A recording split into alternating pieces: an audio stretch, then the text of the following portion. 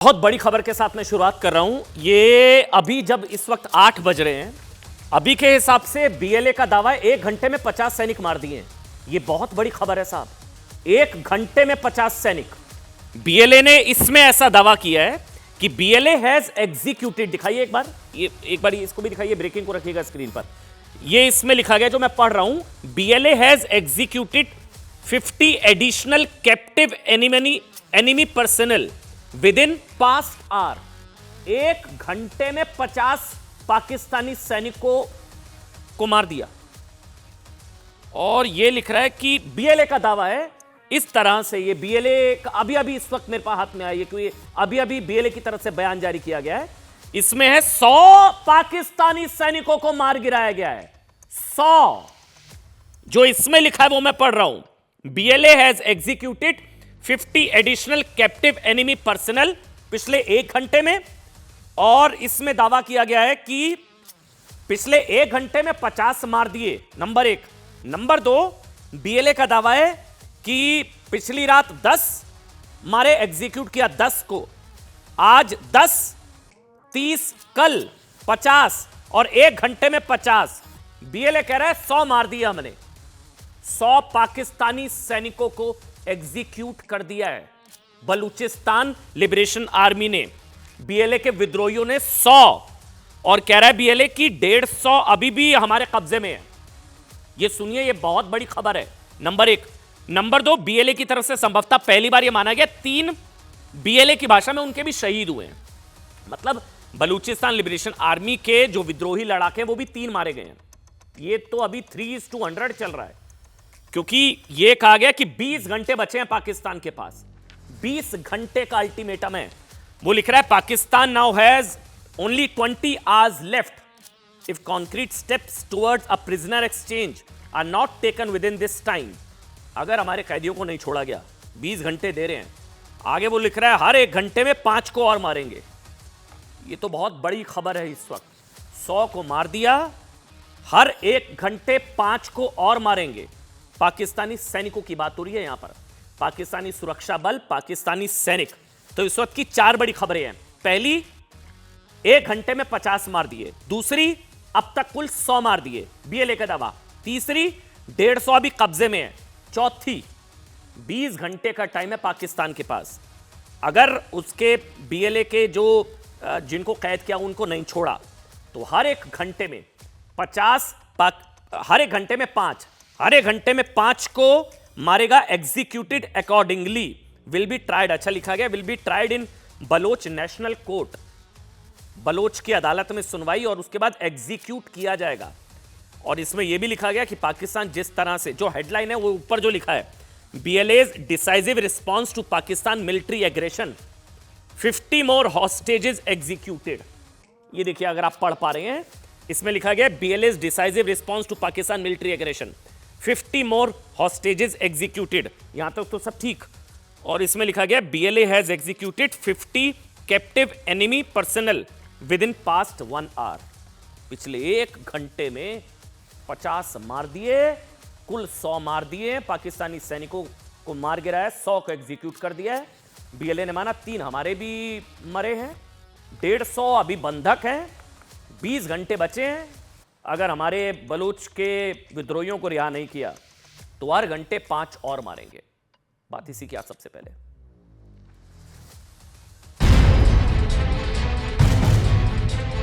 अगर हम लोग को छोड़ दिया, फिर बोला आप लोग जाएं भाई, अपना रास्ता पकड़े, निकलते जाएं, आप लोग के साथ दुश्मनी नहीं है। और उन्होंने कुछ भी हमारे साथ नहीं किया, नीचे ने उतार के उन्होंने बोला भाई कि आपके साथ फैमिली है, फैमिली वाले सीधा चलते गए। बस हम फैमिली वाले अपने साथ उसी रुख पे सीधा चलते गए। फिर आगे हमें पता नहीं कि आगे डब्बों में क्या हुआ क्या नहीं हुआ। हम फिर पनीर पहुंच गए थे। इंडिया कर रहा है, इसमें तो कोई शक ही नहीं है। मतलब पैकिंग की बात आप कर, ठीक। और उसके बाद उनको सेफ हेवन जो है वो अफगानिस्तान में मुहैया है। चीखो पुकार तो लोग चीख रहे थे, गाने मार रहे थे, बस कुछ लेट गए, हम भी लेट गए, पूरी ट्रेन में सब लोग लेट गए कि अपनी जान बचाए। Motive of our attack was very clear. It was a simple and clear message to China and Pakistan.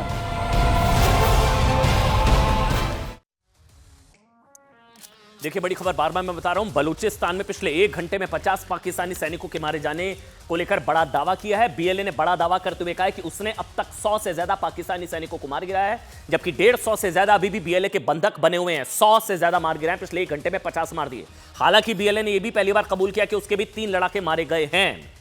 Train hijack कांड के बाद बलूच विद्रोहियों ने पाकिस्तान को 48 घंटे का अल्टीमेटम दिया था और अभी वो कह रहा है कि सिर्फ 20 घंटे बचे हैं। 20 घंटे। अब पाकिस्तान के पास सिर्फ 20 घंटे बचे हैं। बलूच विद्रोहियों ने कहा है कि अगर 248 घंटे बाद, मतलब अब अगर रिहा नहीं किया गया अगले 20 घंटों में, तो हर घंटे 5 सैनिकों को एग्जीक्यूट किया जाएगा। हर घंटे 5 पाकिस्तानी सैनिकों को एग्जीक्यूट करेगा बीएलए, हर घंटे। पाकिस्तान इस वक्त हाल फिलहाल के सबसे बड़े संकट से जूझ रहा है साहब, जिसने उसके अस्तित्व पर ही सवाल खड़े कर दिया। हालांकि पाकिस्तानी फौज का दावा है कि उसने 104 बंधक छुड़ा लिए हैं और 16 से ज्यादा विद्रोहियों को मार गिराया है। बीएलए कह रहा है 3 मरे हैं हमारे, लेकिन बलूच विद्रोहियों ने दावा किया कि उन्होंने पाकिस्तानी सेना के 30 नहीं बल्कि अब तो 100 को मार गिराया है। चेतावनी जारी किया कि अगर पाकिस्तान ने हमारे बलूचों को आजाद नहीं किया जो उसके कैद में, तो हर घंटे 5 पाकिस्तानी सैनिकों को वो मारना शुरू कर देंगे। तस्वीरों पर नजर रखिए, ये वो तस्वीरें ट्रेन की, वो भी एक्सक्लूसिव वीडियो जारी किया गया बीएलए की तरफ से, जिसमें ब्लास्ट किया और इसी ट्रेन को हाईजैक किया गया। इस बीच बड़ी खबर यह भी है कि पाकिस्तान सरकार ने क्वेटा में 200 से ज्यादा ताबूत, कॉफिन भेजे हैं। ये अलग दूसरी बड़ी खबर है, 200 से ज्यादा ताबूत। इससे आशंका है कि ट्रेन हाईजैक कांड में मरने वालों की संख्या काफी ज्यादा हो सकती है। क्वेटा में 200 ताबूत भेजे जाने की पुष्टि खुद पाकिस्तानी रेलवे ने की है। इसके अलावा 24 घंटे से जारी बंधक संकट से बौखलाए पाकिस्तान ने भारत पर आरोप मढ़ दिया है कि भारत बलूच विद्रोहियों की मदद कर रहा है। देखिए, खास बात यह है कि पूरी दुनिया में आतंकवाद का सबसे बड़ा एक्सपोर्टर पाकिस्तान खुद इस ट्रेन हाईजैक कांड पर कह रहा है कि यह पाकिस्तान के खिलाफ आतंकवादी घटना है। दुनिया में कई लोग मानते भी हैं साहब कि यह आतंकवादी घटना है, लेकिन पाकिस्तान ने पिछले 70 साल में बलूचिस्तान में जो क्रूरता की है ना, उसके सामने यह ट्रेन हाईजैक कांड सिर्फ सुई चुभने के बराबर है जो बलूचों के साथ पाकिस्तान ने किया। पाकिस्तान ने पिछले 70 साल में बलूचिस्तान के हजारों लोगों को मारा, हजारों बलूचों की सामूहिक कब्रें बनाई, सैकड़ों को जिंदा दफन कर दिया, हजारों महिलाओं का बलात्कार और सामूहिक बलात्कार किया, बच्चों को तड़पा तड़पा कर मार डाला। हजारों बलूच ऐसे हैं जिनके बारे में कोई जानता ही नहीं है कि वो जिंदा भी है या नहीं। और अब बात ट्रेन हाईजैक की भी, क्योंकि ट्रेन को हाईजैक करने वाले बलूच विद्रोही अलग देश की मांग कर रहे हैं। अच्छा, कहा यह भी जा रहा है साहब कि भारत के लिए महत्वपूर्ण इसलिए हो जाता है क्योंकि बलूचिस्तान के लोगों के साथ हो रही इसी क्रूरता और उनके मानवाधिकार उल्लंघन पर मोदी सरकार चिंता जाहिर कर चुकी है। आज से 8 साल पहले याद करिए, खुद प्रधानमंत्री नरेंद्र मोदी लाल किले की प्राचीर से बलूचिस्तान का जिक्र कर चुके हैं और बलूचिस्तान के लोग भी लगातार भारत से समर्थन की उम्मीद जताते हैं। आज भारत में बलूचिस्तान का जिक्र इसलिए भी हो रहा है क्योंकि बेहद कम लोग जानते हैं, आपकी जानकारी के लिए, आजादी के वक्त बलूचिस्तान ने भारत में शामिल होने की इच्छा जाहिर की थी। ऐसा माना जाता है कि आजादी के समय जब रियासतों का बंटवारा हो रहा था, तब बलूचिस्तान ने भारत में शामिल होने की इच्छा जाहिर की थी। 27 मार्च 1948 को मिनिस्ट्री ऑफ स्टेट्स के सचिव, ध्यान से सुनिएगा जो बता रहा हूं, पंडित नेहरू के करीबी वीपी मेनन ने रेडियो पर जानकारी दी थी कि बलूचिस्तान के लोग चाहते हैं कि बलूचिस्तान का विलय भारत में हो, लेकिन मेनन ने कहा था कि भारत ने बलूचिस्तान को शामिल करने का प्रस्ताव खारिज कर दिया। इसी के ठीक 2 दिन बाद 29 मार्च 1948 को पाकिस्तान ने बलूचिस्तान पर हमला कर दिया और बलूचिस्तान को पाकिस्तान में मिला लिया। पाकिस्तान को डर था कि भारत कहीं बलूचिस्तान को अपने साथ ना मिला ले। इससे पहले 1947 में कांग्रेस और उसके बड़े नेता बलूचिस्तान को आजाद देश मानने को तैयार नहीं थे। अगर कांग्रेस बलूचिस्तान को आजाद देश मान लेती तो इसका फायदा यह होता साहब कि पाकिस्तान का नक्शा और छोटा होता।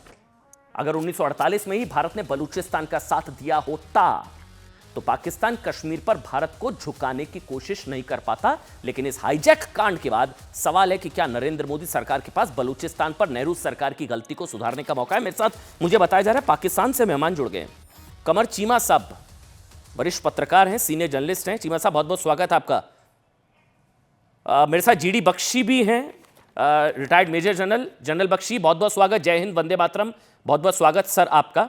पहले मैं जीडी बख्शी, जनरल बख्शी, मैं आपसे शुरू कर रहा हूं। क्या ऑप्शन क्या बचे हैं, क्योंकि अभी बीएलए कह रहा है कि 100 से ज्यादा पाकिस्तानी सैनिकों को मार दिया है उसने, पिछले 1 घंटे में 50 को मार दिया और अब हर घंटे 5 और मारेगा। पाकिस्तान क्या करे, क्या ऑप्शन है अब?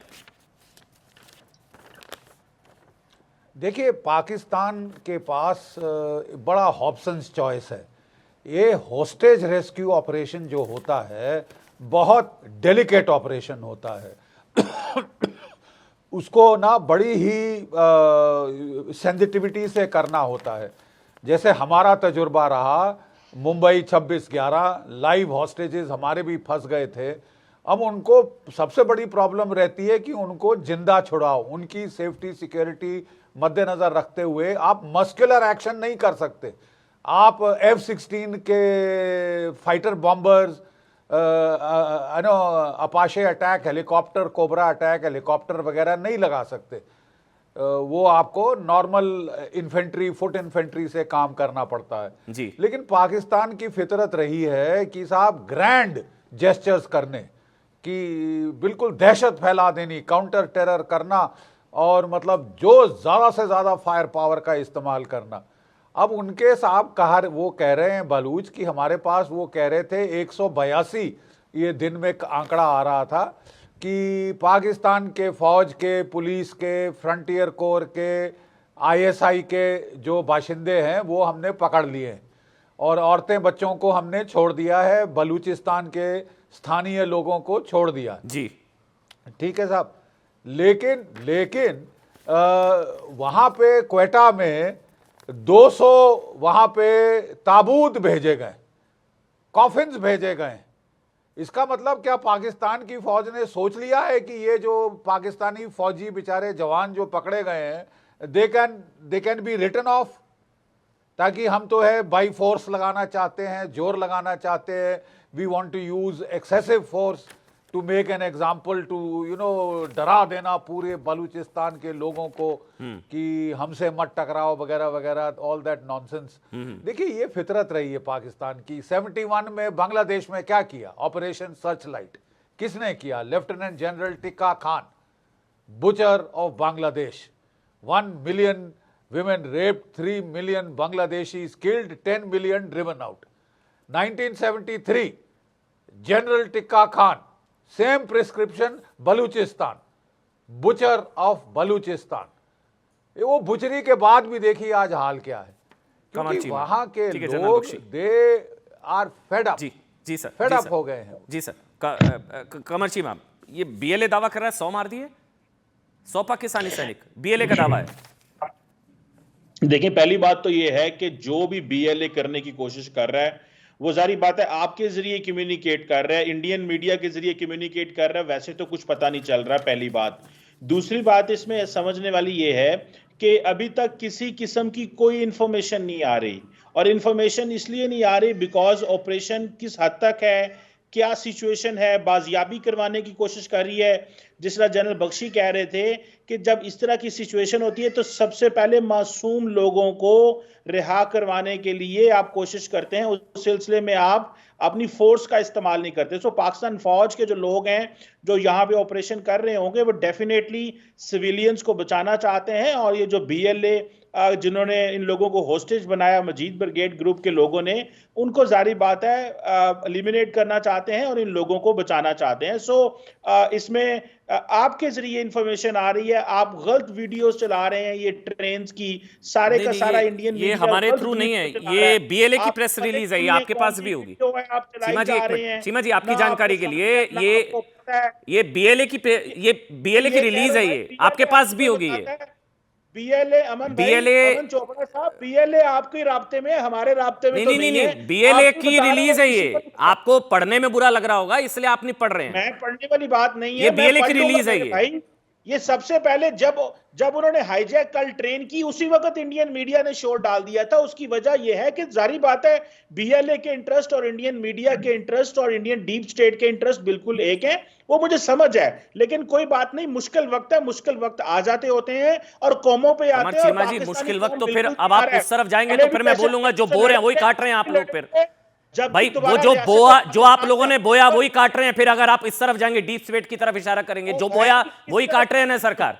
भाई प्लेन हाईजैक करने वालों की ट्रेन हाईजैक हो रही है, प्लेन हाईजैक करने वालों की ट्रेन हाईजैक हो रही है ना, फिर उस तरफ मत जाइए ना। मैं आपसे, हाँ बोलिए अमन साहब, सुने अमन साहब, आप कह रहे हैं जो बोएंगे मुझे ये बताएं, कुलभूषण यादव तो हमारे पास है, आपका जो नेवी कमांडर है वो तो हमारे पास है, जो बलूचिस्तान में तो अभी आपके कितने वहां फंसे हुए हैं? फिर आपके वहां तो कितने भाई फंसे हैं? तो छोड़े, 150 से ज्यादा है, 100 मर गए, और क्या करके मानेंगे? मैं मैं इसलिए कह रहा हूं ना। मुझे तो अफसोस ये है, मैं फिर बालाकोट मुझे की याद अफसोस दिलाऊंगा ये है, आपको। आपको बालाकोट सुने, के बुरे सपने अभी भी आते हैं, इसलिए आपको पीछे भारत मुझे लगता है। अफसोस ये है जी कि नरेंद्र मोदी कतर से जाके 9 इंटेलिजेंस के लोग ले आए जिन्हें डेथ सेंटेंस थी। कुलभूषण यादव को भारत से कोई नहीं लेने आया। अरे आप कतर अपने से इन और सैनिकों की उसके चिंता 9 करिए ना, कमर कतर चीमा से जी। 9 जासूस ले आपके आए। 100 मार दिए पाकिस्तान पिछले में कुलभूषण पिछले एक यादव को घंटे में लेने नहीं 50 आया। मार दिए मुझे आपके। नहीं पता। चीमा जी पिछले एक घंटे में 50 पाकिस्तानी सैनिकों को एग्जीक्यूट कर दिया। उनकी चिंता नहीं कर रहे हैं। किसने- 200 ताबूत किसने जा कहा? रहे हैं। ये बीएलए का दावा है, कह दीजिए गलत है। 200 ताबूत जा रहे हैं, कह दीजिए गलत है। भाई मैं कह रहा आपको हूं, बालाकोट के गवर्नमेंट बुरे ऑफ- सपने आते हैं, इसलिए भारत आपको पीछे नजर आता है।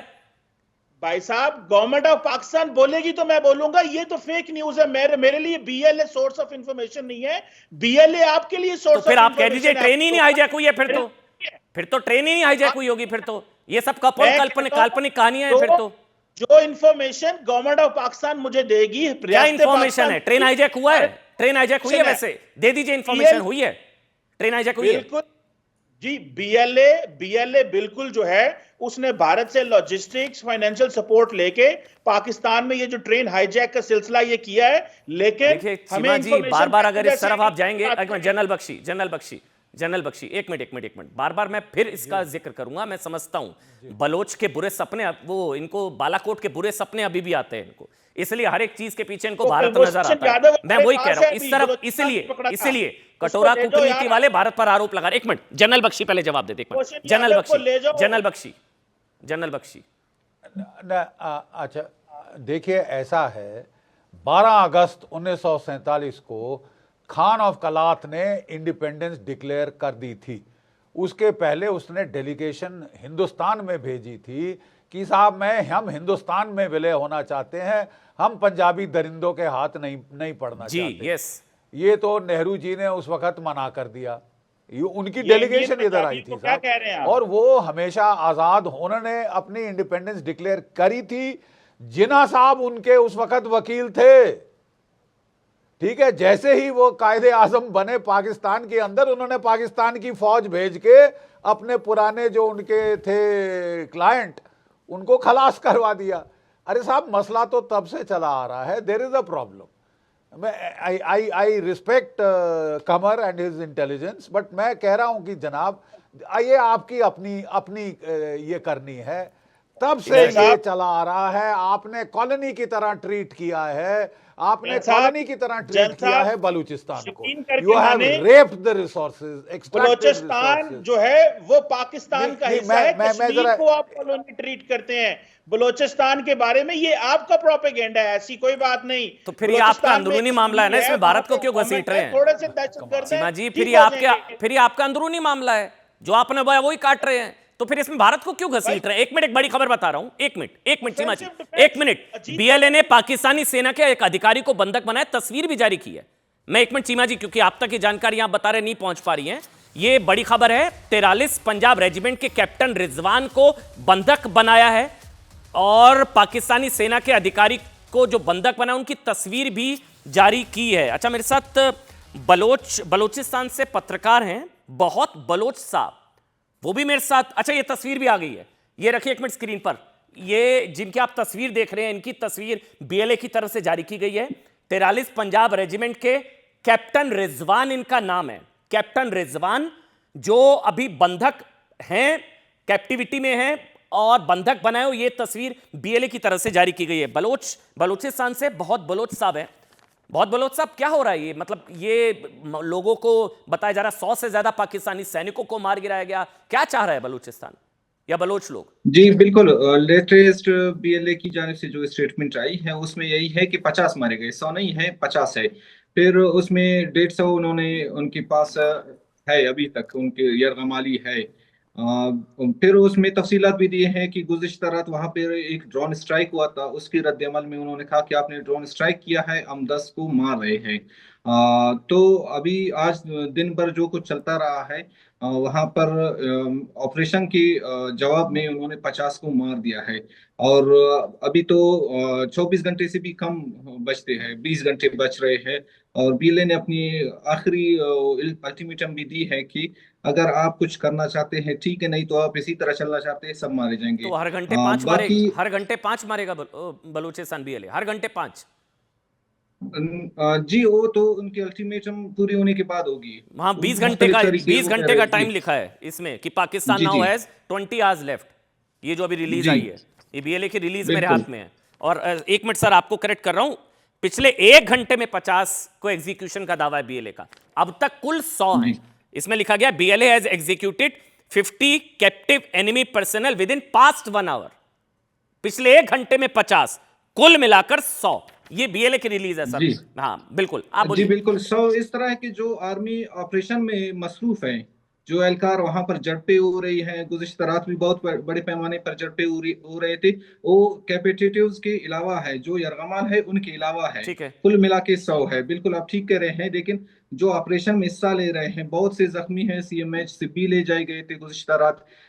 17 से 23 एहलकारों की जख्मी होने की तस्दीक हुई थी। वहां पर डेड बॉडीज भी लाए गए थे। तो उनको कुल मिलाकर 100 हो रहे हैं। बहरहाल जो कुछ यहाँ पर डिस्कशन चल रहा था, इस सवाल से अगर आप इजाजत दें, तो यहाँ पर सिचुएशन यही है कि पाकिस्तान आर्मी उनको रिलीज करवाना नहीं चाहता, हैं? क्योंकि जिस तरह की एग्रेसेशन है, जिस तरह की बम्बारमेंट की जा रही है, यानी कोई बंदा यरगमाल है, आप उसके ऊपर ड्रोन स्ट्राइक करें, इसके क्या मतलब निकल सकते हैं?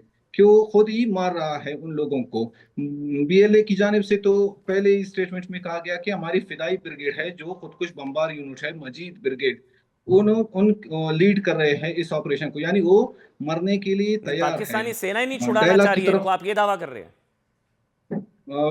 मैं यही कह रहा हूँ कि पाकिस्तान आर्मी जिस तरह की ऑपरेशन कर रही है, वो चाहती है कि लोग मारे जाए, डायलॉग की तरफ जाना नहीं चाहते हैं। कमर चीमा जी, कमर चीमा जी, वो तो कह रहा है हमारे फिदाइन आत्मघाती दस्ते हैं ट्रेन के डायलॉग अंदर। दहशतगर्दों से डायलॉग नहीं होता। सुने, मैं बताता हूं, दहशतगर्दों से डायलॉग नहीं होता। डायलॉग उनसे होता है जो पाकिस्तान के कानून को मानेंगे। अगर कोई ये कहता है कि 50 बंदों को, 100 बंदों को, 200 बंदे को आप लोग होस्टेज बना के खवातीन, बच्चों, बेटियों को, लड़कियों को होस्टेज बनाओगे और डायलॉग करना चाहते हो, तो ऐसे तो डायलॉग नहीं होगा। रियासत पाकिस्तान ने 70,000 जाने दी हैं दहशतगर्दी की जंग में, 70,000 जाने दी हैं, अरबों डॉलर का नुकसान किया है।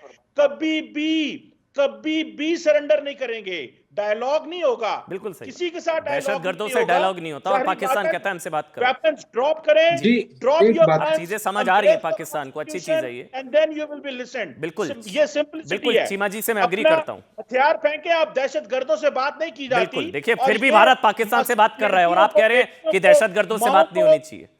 जी एक मिनट, जनरल मैं बख्शी कह कुछ रहा हूं, कहना चाह रहे हैं।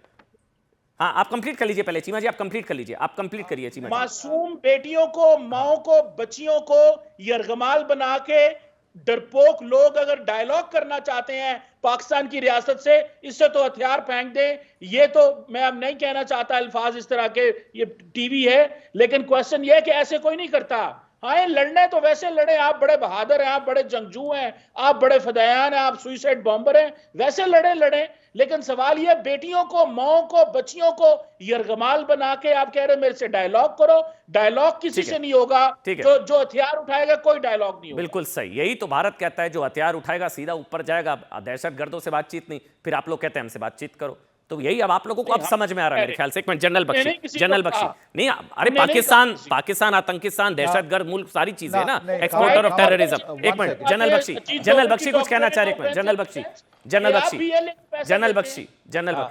Bakshi thank you. नहीं Qamar, let's have a civilized dialogue. देखिए कमर, नंबर 1, जहां तक जो खबरें हमने देखी हैं उसके मुताबिक जो औरतें, बच्चे, खवातीन, बूढ़े थे, जो बलूच एथनिसिटी के लोग थे, उनको उन्होंने छोड़ दिया है। Yes. यही आपकी फौज क्लेम कर रही है कि हमने लिबरेट कराए हैं, लेकिन उनको उन्होंने छोड़ा है, ये वो लोग कह रहे हैं। और काफी इसकी एविडेंस जो है आपके टेलीविजन पे भी आई है कि वो लोग कह रहे थे हमको छोड़ दिया। नंबर 1।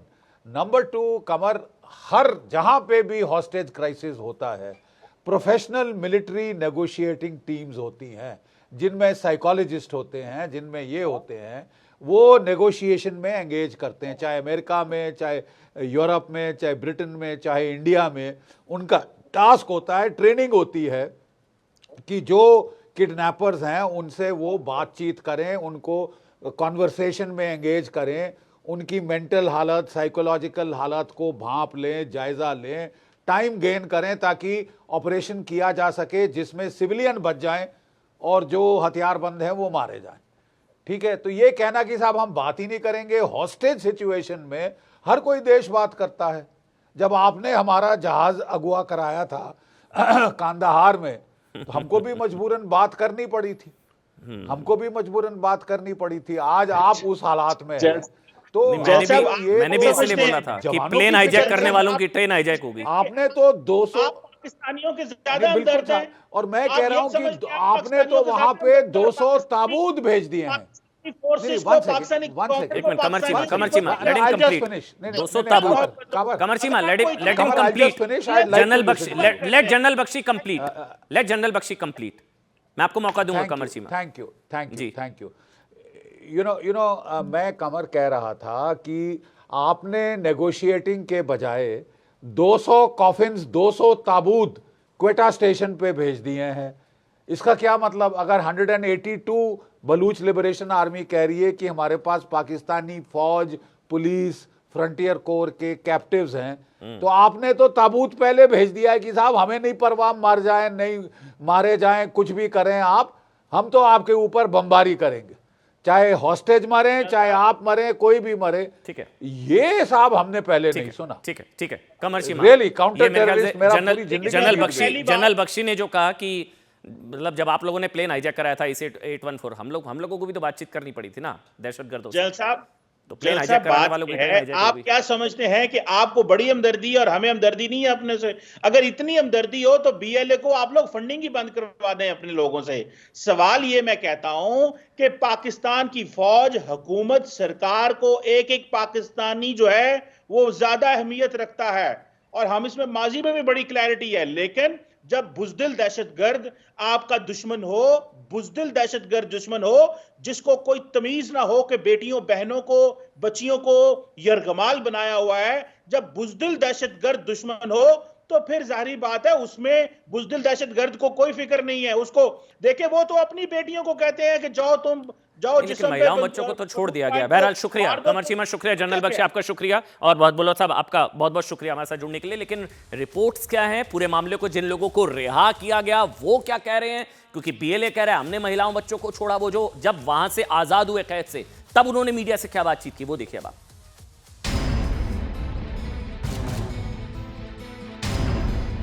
बलूचिस्तान पर पाकिस्तान का झूठ पकड़ा गया और उन्होंने कुछ भी हमारे साथ नहीं किया। नीचे ने उतार के उन्होंने बोला भाई कि आपके साथ फैमिली है, फैमिली वाले सीधा चलते जाएं।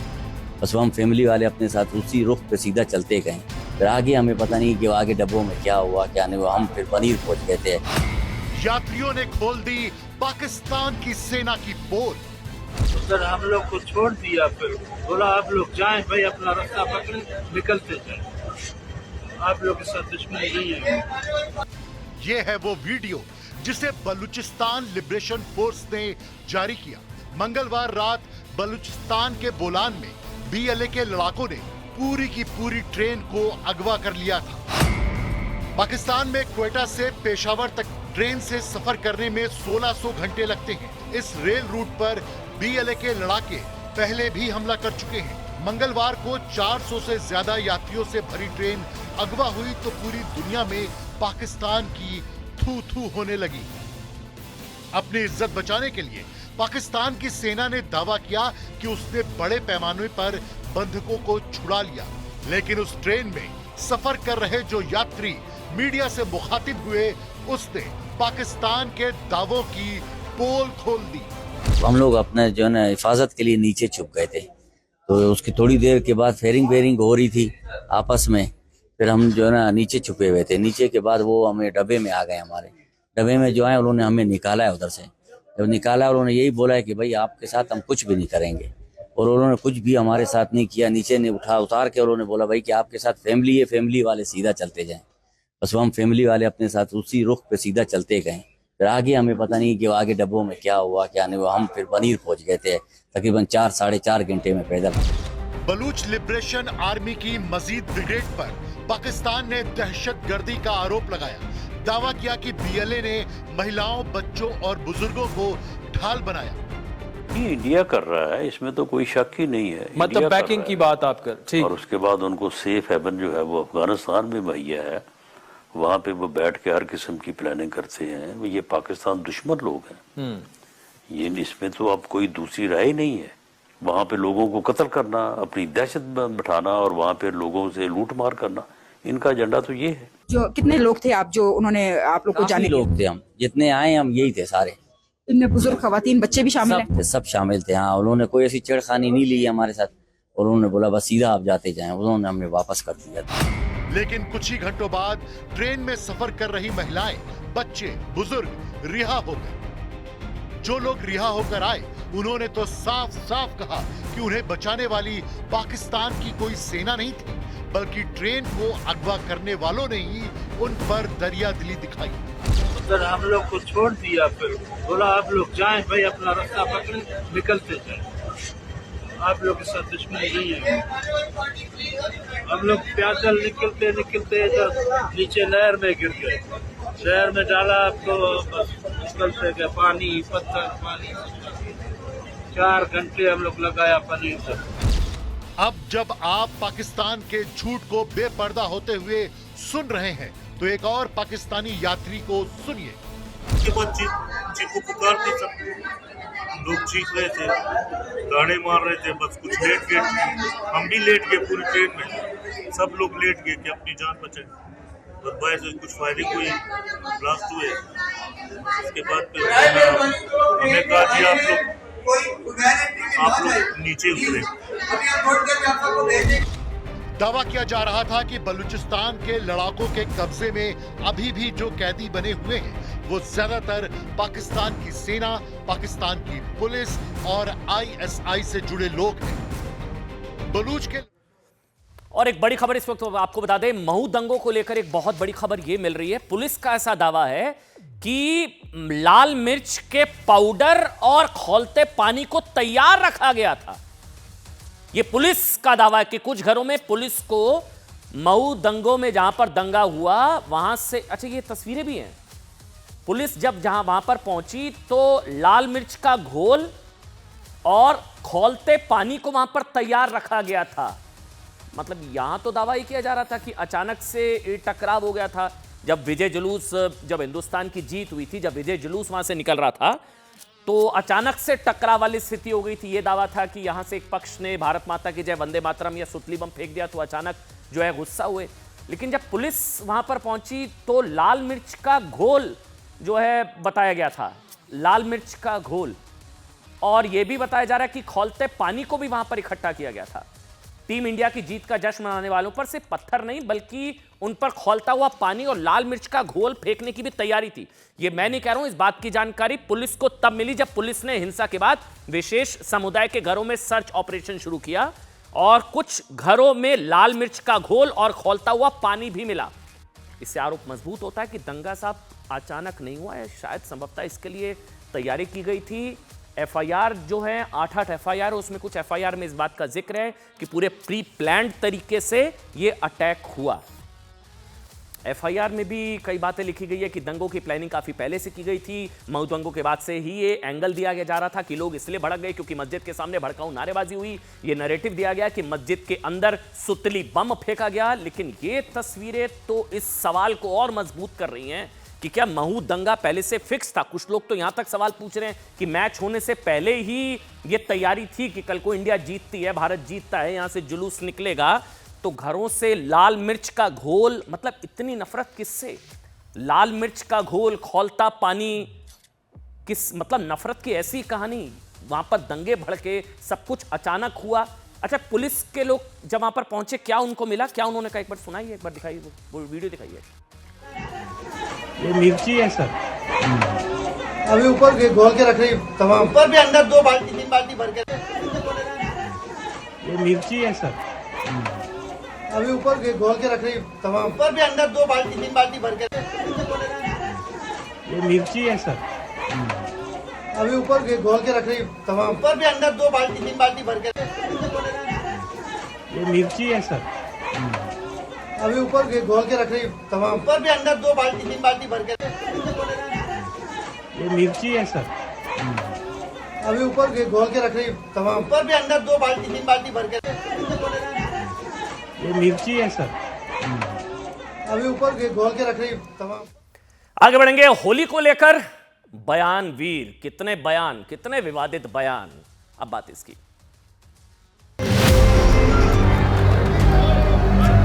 12:30 से 2 बजे के बीच में थोड़ा होली को रोका जाए, मतलब बीच में 2 घंटा का ब्रेक होना चाहिए, क्योंकि देखिए जुम्मा का टाइम तो जो है आगे जा नहीं सकता है। के साथ तो पार्टी को निकाल ही देना चाहिए, ऐसे लोगों को गलत बयान है। पढ़ने पे कोई व्यक्ति नापाक होता है ना मस्जिद शहीद होती है।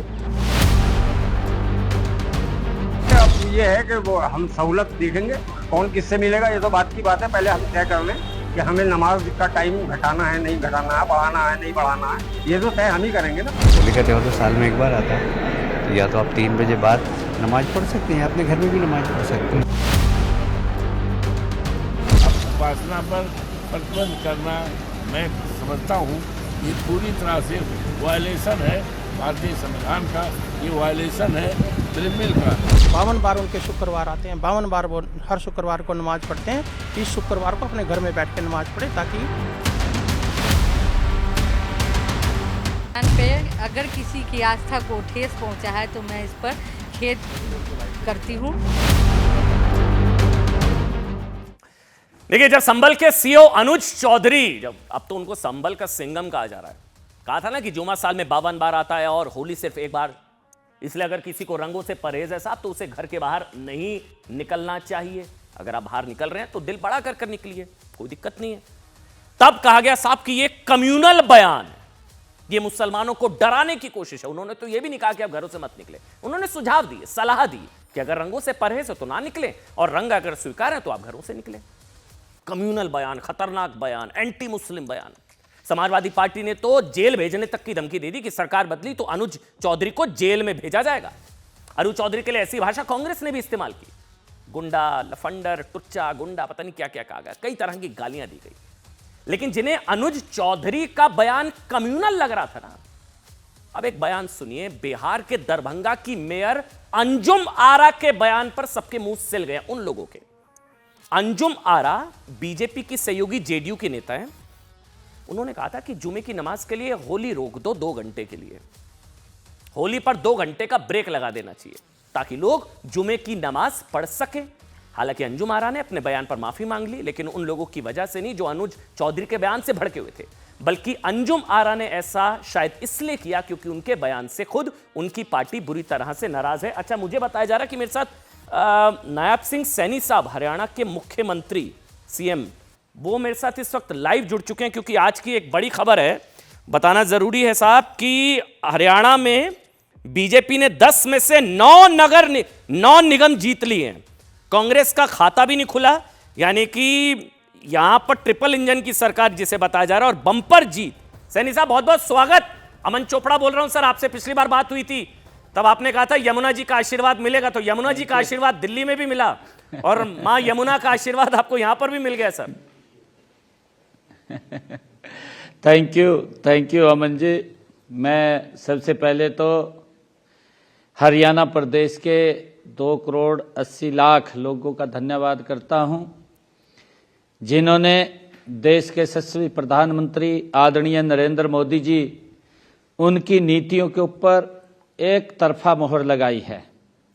और मुझे खुशी है कि हरियाणा ने, ये पहली बार इतिहास में हुआ है कि हरियाणा के अंदर भी दिल्ली के बाद 0 पर नॉट आउट हुई है।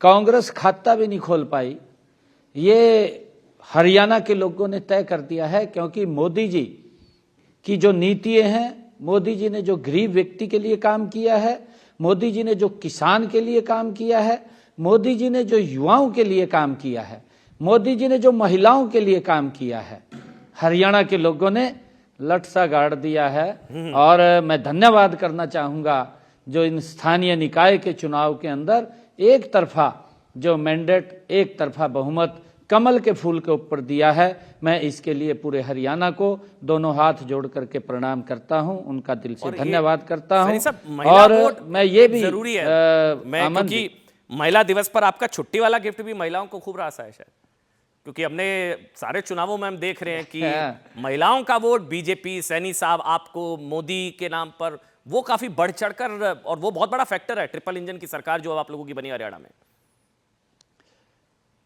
नहीं, देखिए अमन जी, महिलाओं के लिए लगातार हमारी सरकार जो उनके हित के अंदर जो कदम उठाने चाहिए सरकार ने, वो लगातार उठा रही है और मजबूत कदम उठा रही है। उसका लाभ उन तक पहुंच रहा है।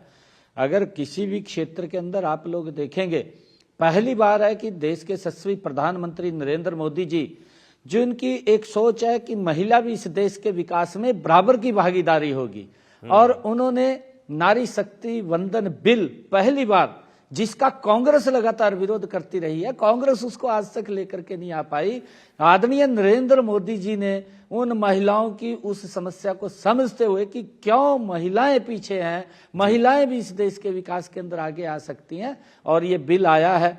और हम तो यहाँ हरियाणा के अंदर, मैं अमन चोपड़ा जी आपको बताना चाहता हूँ, 50% से ज्यादा महिलाओं को, चाहे हमारे पंचायत के चुनाव हैं, चाहे हमारे जिला परिषद या ब्लॉक समिति के हैं, या हमारे स्थानीय निकाय के चुनाव हुए हैं, 50% से ज्यादा महिलाओं को प्रतिनिधि इन चुनाव के अंदर हमारी सरकार ने दिया है। और यही कारण है कि बहनों का, महिलाओं का भरपूर आशीर्वाद वो सरकार को मिला है, हमें मिला है। मैं बहनों को भी दोनों हाथ जोड़ करके प्रणाम करता हूं। अच्छा, दिल्ली की भी बात कर लें। और मैं आपको बताना चाहता हूं क्योंकि दिल्ली में भी हरियाणा की बेटी को सीएम बनाया गया है। अमन जी आपको, हाँ, मैं ये मेरे लिए बड़े सौभाग्य की बात है कि हमारी हरियाणा की बेटी रेखा गुप्ता, मैं अभी जुलाना में गया था प्रचार करने के लिए, वहाँ प्रचार किया था, क्योंकि जुलाना के नियरेस्ट ही नंदगढ़ गांव पड़ता है, जहां से हमारी बिटिया रेखा गुप्ता जी हैं।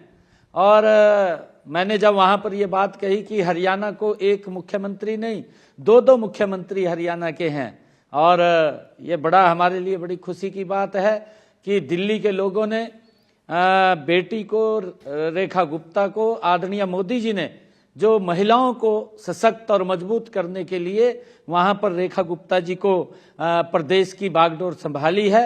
इसके लिए मैं आदरणीय मोदी जी, आदरणीय नड्डा जी, जगत प्रकाश नड्डा जी, आदरणीय अमित शाह जी का दिल से धन्यवाद भी करूंगा कि उन्होंने बिटिया को आगे बढ़ाया है, जो बहुत ही प्रखर और मजबूती से, जिसके पास एक विजन भी है, आदरणीय मोदी जी के साथ मिलकर के दिल्ली को गति से आगे बढ़ाने का वो काम कर रही है। और ये केजरीवाल जी कहाँ गायब हो गए? मैं उनको बधाई भी देता हूँ। केजरीवाल जी कहाँ गायब हो गए हैं? वो यमुना वाले, जब से आपने जाकर पानी पिया उसके बाद दिल्ली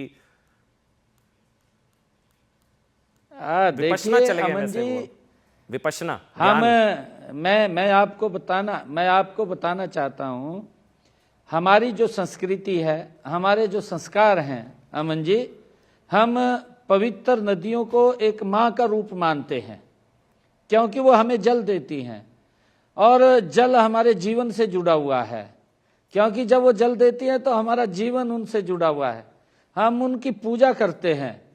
और केजरीवाल ने जिस प्रकार का झूठ बोल करके और लगातार वोट लेते रहे कि मैं यमुना को साफ करूंगा, वो साफ नहीं कर पाए और उसको दूषित करने का काम वो केजरीवाल ने किया है। परंतु हमने लोगों से कहा, और हरियाणा के ऊपर भी, ये भी हरियाणा का बेटा ही था जिसने आरोप लगाया कि हरियाणा के लोगों ने पानी में यमुना के जहर मिला करके भेज दिया है, वो ये हरियाणा का ही बेटा था।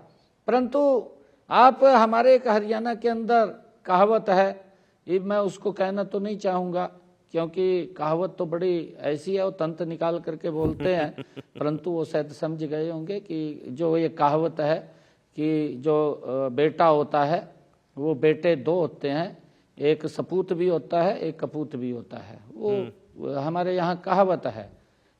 ये क्योंकि इस प्रकार का आरोप लगाना ये हरियाणा के लोगों को अपमानित करने का आरोप था, परंतु मैं धन्यवाद करूंगा कि हरियाणा के लोगों ने अब यहाँ पर भी कांग्रेस को जवाब दिया है। केजरीवाल को तो बाहर ही कर दिया है, वो लड़ने की कोशिश कर रहे थे, परंतु मोदी जी के नेतृत्व के अंदर आज यहाँ ट्रिपल इंजन की सरकार बनी है। एक आखिरी सवाल मैं आपकी इजाजत से, हरियाणा में जुमे के दिन होली को लेकर क्या तैयारी है? जो बयान चल रहा है 52 जुमे एक होली, जिसको नहीं खेलनी घर पर रहे, ये बयान किस तरह से आप देखते हैं? और होली और रमजान की शुभकामनाएं किस तरह से देना चाहेंगे आप, क्योंकि जुमे के दिन होली है इस बार?